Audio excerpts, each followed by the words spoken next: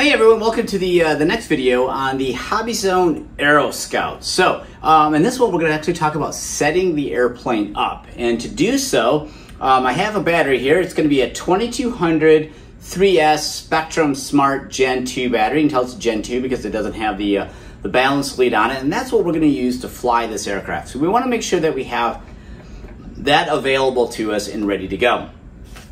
Now, if you have the ready to fly version, that includes a transmitter. The transmitter will come already pre-bound to the aircraft. If you are going to use it as a bind to fly model like I have, I'm going to have here my NX8. You'll need to bind the aircraft to the transmitter, and you only need to do that if you have the bind and fly model. And typically people that have those already are familiar with the bind process. But if you have the ready to fly, it comes preset already from the factory, so it's ready to go. So now we're going to talk about actually getting the aircraft ready. And one of the first things we're going to do is we're going to install the battery in the aircraft. Throttle cut on. And you can see I just hit the throttle cut. That is going to be one of the switches that is going to be on your ready to fly transmitter. You always want to make sure that you have your throttle cut activated and your throttle is all the way down to 0. And that's if in case it's a bind to fly model or a ready to fly model. Always make sure when you handle the aircraft or work on it, your throttle cut is on. So with that, we're going to go ahead and open up the Velcro straps here, and we are going to put the battery in here. Now, I don't know exactly where the battery will go, but I'm going to go ahead and just kind of put it in the center of the battery tray. Typically, center is going to be about where it's going to need to sit, but we're going to find out here when we do the center of gravity check. But I'm just going to go ahead and fire it up, just give everything a quick check, and then we'll do CG, okay? It's going to fire up. Okay, so you saw I did a number of things here. I did a complete control system check. It ran through its series of things that it needs to do to make sure safe is active. The aircraft is sitting level on the ground. It also moved the prop a little bit. So it's kind of done its little dance and checked out itself. It says, yep, everything is good. So right now I'm going to go ahead and I'm going to change the functionality back to beginner mode. Stability high angle. Stability mode. Okay, so now I am in beginner mode, which is exactly the mode you want to get into. Now, if you have the ready to fly transmitter, it will not tell you that it's in beginner mode like mine did. But I want you to watch something on the tail here. Watch how this area moves when I go in between the modes.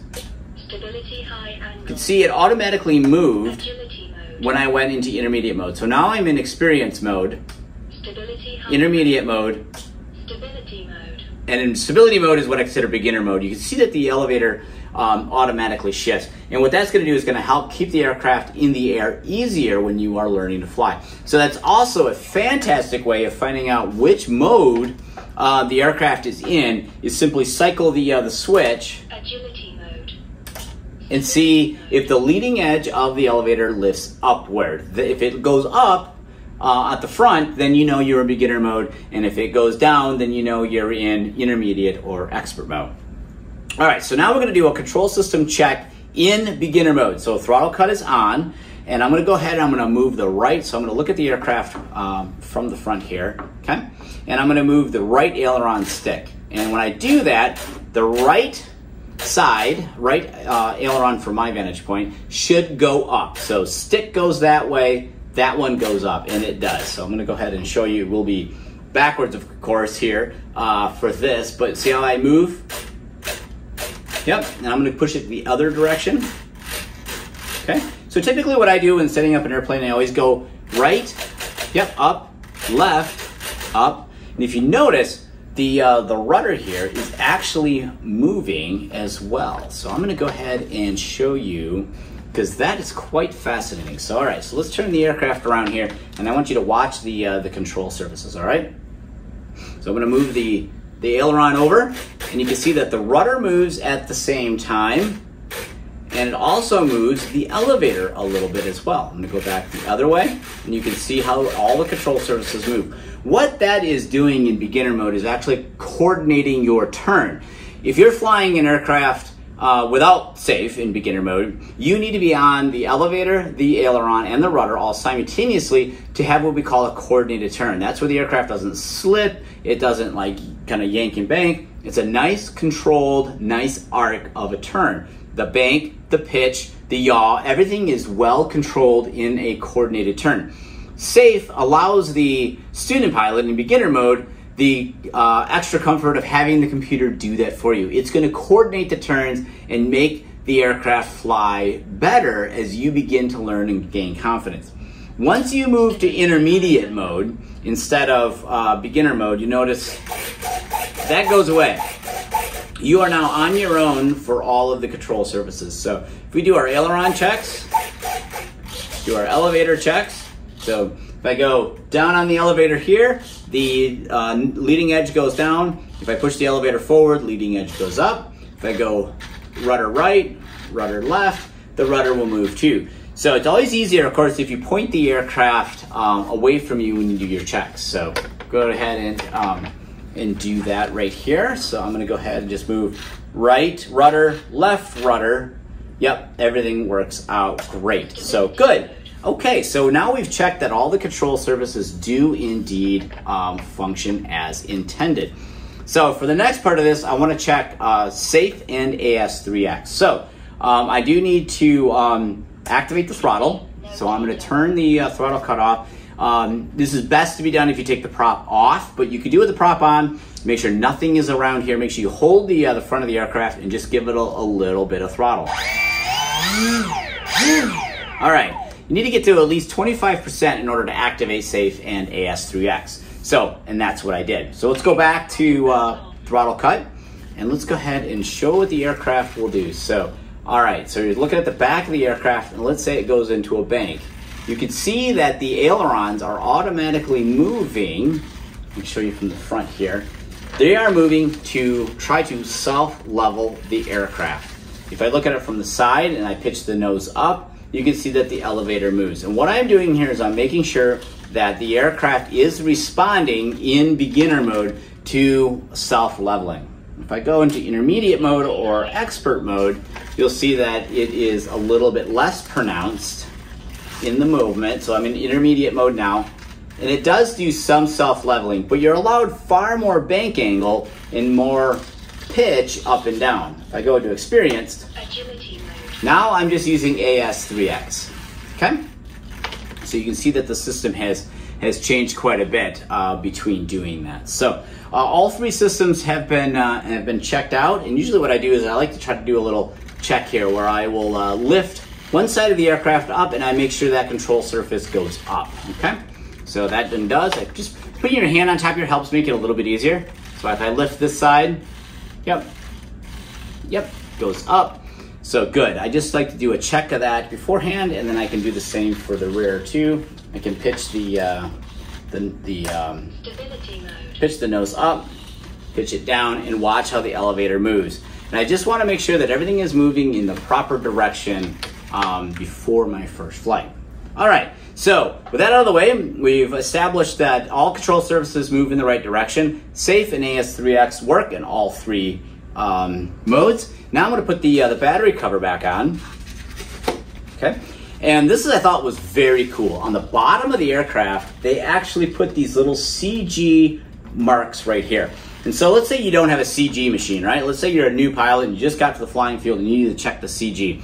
There is a measurement from the leading edge of the wing back to here. That's the prime spot. It's a range, really, of about, anywhere from about 5 to 10 millimeters in which the plane is properly balanced. If it's too nose heavy, it's going to want to do this. If it's too tail heavy, it's going to want to do that, and that's a very bad situation. So there's a sweet spot that is on this particular aircraft, and those little markers will help you. So if I go ahead, put my fingertips right on those markers, and I'm going to lift the aircraft up. Okay? And I'm going to see, wow, look at that. It is pretty well balanced. I'm looking at the horizontal stabilizer right now with the way that I'm holding the aircraft up. That tells me that it is fairly well balanced. If I move my fingertips a little bit more forward, you can see it kind of starts to sit a little bit in the tail. And if I move it to the back of those pads, it's pretty well level. So I know my center of gravity is probably about right in the center or just a little aft of center of these CG pads that they put on the bottom of the wing. So then I take a look and say, okay, where's my battery? All right, my battery is sitting right at there's a slot in the plywood floor here on the battery tray. My battery's sitting right in line with that. Now, just because that's where my battery sits doesn't mean that's where your battery's gonna sit. So you need to set the center of gravity for your particular plane. I start with the battery in the center, use the battery you're gonna fly with, put it in the center, lift the aircraft up right on your fingertips, and see where the plane balances at. I didn't have the nose on it on that one, so let's do that again.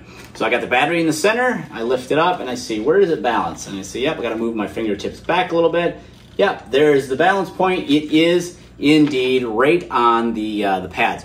If you are balanced with your fingers behind those pads or in front of those pads, you need to move that battery. Move the battery fore or aft until your fingertips are on those pads located right here on the bottom of the wing.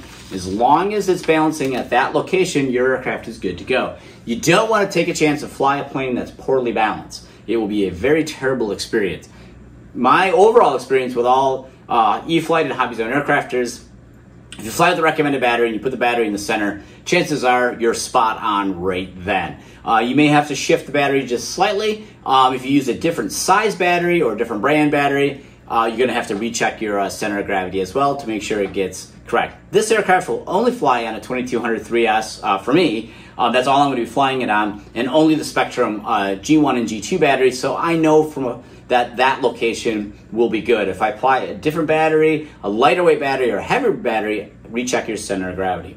So with that, this is how you set up your AeroScout. So it's now ready to go. When you do get to the flying field, you do want to do a range test, just to make sure there's no radio interference going around that could affect your aircraft for its first flight. I tend to do that whenever I go to a new flying field or I have a new plane at my flying field. Do a range check and just make sure everything's good. You go about 30 paces away, you select the range check option on your transmitter. There'll be instructions on how to do that. They're a little different between if it's ready to fly or my NX series here or DX series. Do your range check, make sure that everything works properly.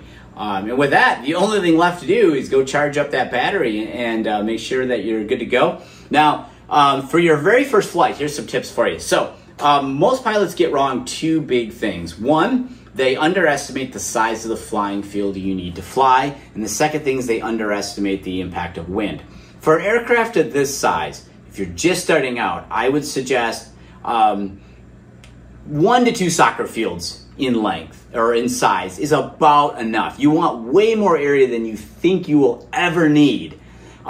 Because you'll be new and you'll be learning, and this thing will take up a lot of real estate very quickly, and you don't want to be trying to dodge obstacles. So find something like 1 to 2 soccer fields in length. Make sure that any obstacles are way far away. Now, you will fly in a much smaller area than that, but what you want to do is make sure that any obstacles are farther away and you're not going to be anywhere near impacting them.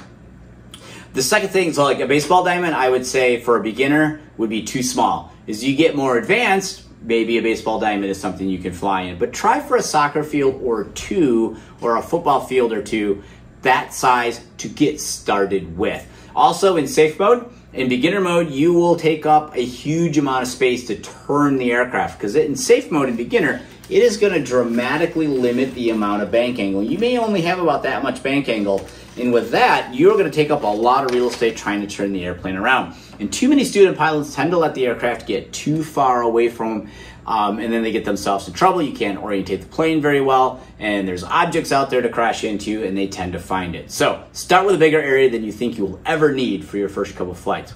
Second is wind.